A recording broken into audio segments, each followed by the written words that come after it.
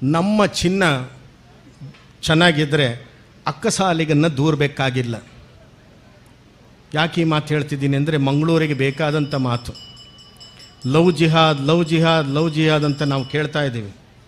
ಯಾವುದ್ಯಾವುದೋ ಹೆಣ್ಣು ಮಕ್ಕಳನ್ನು ಎಳ್ಕೊಂಡೋದ್ರು, ಮತ್ತೊಂದಾಯಿತು ಇನ್ನೊಂದಾಯಿತು ಅಂತ ಕೇಳ್ತಾ ಇದ್ದೀವಿ. ಎಷ್ಟೊತ್ತಿಗೂ ನಮ್ಮ ಯುವಕರುಗಳು ಕಾಯ್ತಾ ಇರಲಿಕ್ಕಾಗೋದಿಲ್ಲ. ಅದಕ್ಕೆ ನಾನು ಹೇಳಿದ್ದು, ನಮ್ಮ ಚಿನ್ನ ಗಟ್ಟಿ ಇದ್ದರೆ ಅಕ್ಸಾಲಿಗನ್ನು ದೂರಬೇಕಾಗಿಲ್ಲ. ಅಂದ್ರೆ ಅರ್ಥ ಏನು? ನಮ್ಮ ಹೆಣ್ಣುಮಕ್ಕಳು ಯಾವುದೇ ಒಂದು ಅಪರಿಚಿತರನ್ನು ಪರಿಚಯ ಮಾಡ್ಕೊಳ್ಬಾರ್ದು, ಅಪರಿಚಿತರ ಬೈಕಲ್ಲಿ ಹತ್ತಬಾರ್ದು. ತಾಯಿಯಂದರು ತಿಳ್ಕೋಬೇಕು, ನಿಮ್ಮ ಮನೆಯಲ್ಲಿ ಲಕ್ಷ್ಮೀ ಫೋಟೋ ಇದೆ, ಸರಸ್ವತಿ ಫೋಟೋ ಇದೆ. ಯಾವುದೇ ದೇವಿಗೆ ಚೂಡಿದಾರದಲ್ಲಿ ತೋರಿಸಿಲ್ಲ ಲಕ್ಷ್ಮಿಯನ್ನು, ಪ್ಯಾಂಟಲ್ಲಿ ತೋರಿಸಿಲ್ಲ ಲಕ್ಷ್ಮಿ ಸರಸ್ವತಿಯನ್ನು, ಚಡ್ಡಿಲಿ ತೋರಿಸಿಲ್ಲ. ಹಾಗಂತ ತೋರಿಸ್ಲೇ ಇಲ್ವಾ? ಒಂದು ದೇವರನ್ನು ಚಡ್ಡಿಲಿ ತೋರಿಸಿದ್ದೇವೆ ನಾವು, ಒಂದೇ ದೇವರನ್ನು. ನೆನ್ಪಿಟ್ಕೊಳ್ಳಿ, ಕಾಳಿಯನ್ನು. ಕಾಳಿದು ಇಷ್ಟೇ ಸಣ್ಣ ಚಡ್ಡಿ. ಯಾವ ಹೆಣ್ಣುಮಗಳು ಮುಂಗಾಲಿಂದ ಕೆಳಗೆ ತನಕ ಬಟ್ಟೆ ಉಟ್ಟು ಅವಳು ಸುಸಂಸ್ಕೃತಳಾಗಿರ್ತಾಳೋ ಅವಳು ಲಕ್ಷ್ಮೀ ರೂಪದಲ್ಲಿ ಇರ್ತಾಳೆ ಅಂತ ಹಿಂದೂ ಧರ್ಮ ಹೇಳಿದೆ. ಯಾವ ಹೆಣ್ಣುಮಗಳು ಮುಂಗಾಲಿಂದ ಮೇಲೆ ಬಟ್ಟೆ ತೊಟ್ಟು ತೊಡೆ ತೋರಿಸುವಾಗೆ ಹೋಗ್ತಾಳೋ ಅವಳು ಆ ಮನೆಗೆ ಮಾರಕ ಆಗ್ತಾಳೆ ಅಂತಲೂ ಸಹ ಹಿಂದೂ ಧರ್ಮ ಹೇಳಿದೆ.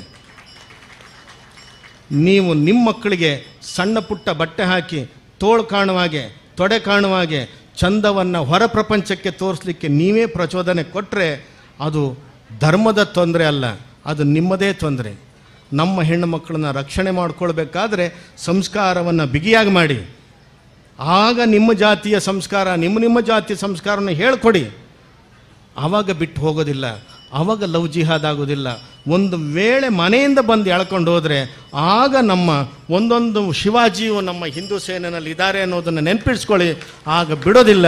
ಹಾಗೆ ಏನಾದರೂ ನಾವು ಹೋರಾಟಕ್ಕೆ ಸಿದ್ಧ ಅಂತ ಹೇಳ್ತಾ, ಮುಂದಿನ ದಿನದಲ್ಲಿ ಯಾವುದೇ ರೀತಿಯಾದಂತಹ ಈ ಕಾಳಗವಾಗದೆ ಶಾಂತತೆಯಲ್ಲಿ ಈ ಮಂಗಳೂರು ನೆಮ್ಮದಿನಲ್ಲಿ ಇರುವಾಗೆ ಈ ಗಣಪತಿ ಅನುಗ್ರಹ ಮಾಡಲಿ ಅಂತ ಹೇಳ್ತಾ ನಮ್ಮ ವಾಕ್ಪುಷ್ಪಗಳನ್ನು ವಿನಾಯಕನ ಪಾದಕ್ಕೆ ಹೋಗಿ, ಕೇವಲ ಹಿಂದುತ್ವ ಅಂದ ತಕ್ಷಣ ಮುಸ್ಲಿಮರ ಮೇಲೆ ಕ್ರಿಶ್ಚಿಯನ್ರ ಮೇಲೆ ಹೋರಾಟ ಮಾಡೋದು ಹಿಂದುತ್ವ ಅಲ್ಲ, ಅವ್ರನ್ನ ಅವಹೇಳನ ಮಾಡೋದು ಹಿಂದುತ್ವ ಅಲ್ಲ, ಅವ್ರನ್ನ ಕಂಡಮ್ ಮಾಡೋದು ಹಿಂದುತ್ವ ಅಲ್ಲ.